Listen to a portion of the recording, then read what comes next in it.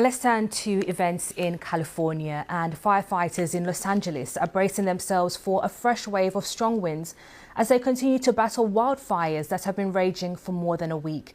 At least 25 people have been killed and dozens are still missing. You can see here the two largest fires, the Palisades and Eaton fires, which continue to burn. The local authorities are warning that strengthening winds may spread the flames further. Let's get the latest from Will Grant. Every house is gone on that street, in that area. They're all gone. As the flames closed in on them, Sheila Wheatley and her husband Victor fled their home in Altadena with nothing but the clothes on their back. The couple, who run a fostering agency for at-risk youth, made it out with their lives, but little else. This is a street where I have spent a lot of time being a part of the community. The next day, Sheila returned to the ruins. A lifetime in a home turned to ash. One of 12,000 structures lost in the worst fires LA has seen in decades.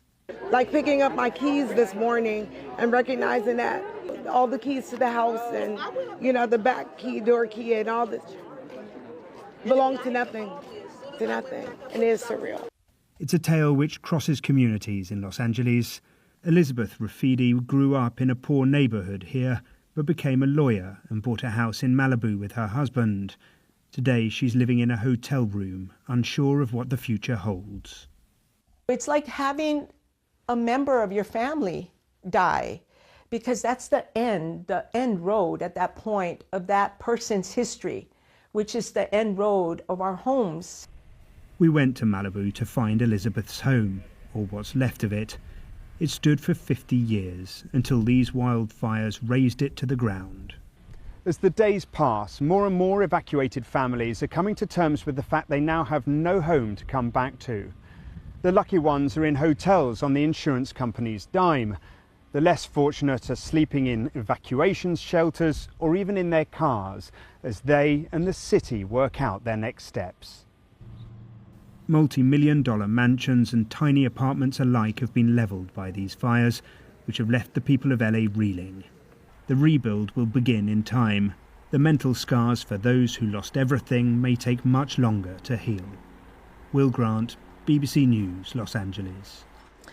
Our North America correspondent David Willis gave us the latest from LA.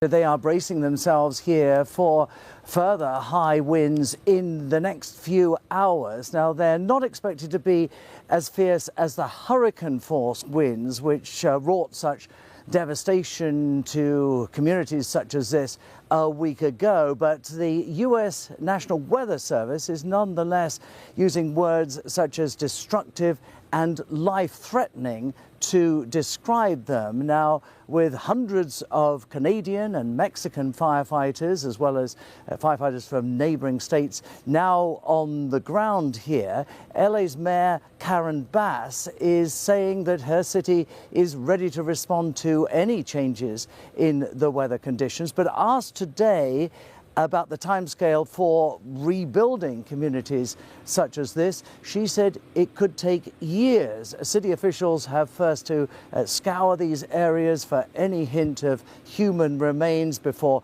removing all the debris and ash that is here before they can start the repopulation process. That said, though, a few former residents of this community were allowed past the evacuation zone today to return to see what remains of their former homes. And I have to say, as you can probably see around me, the answer is not very much.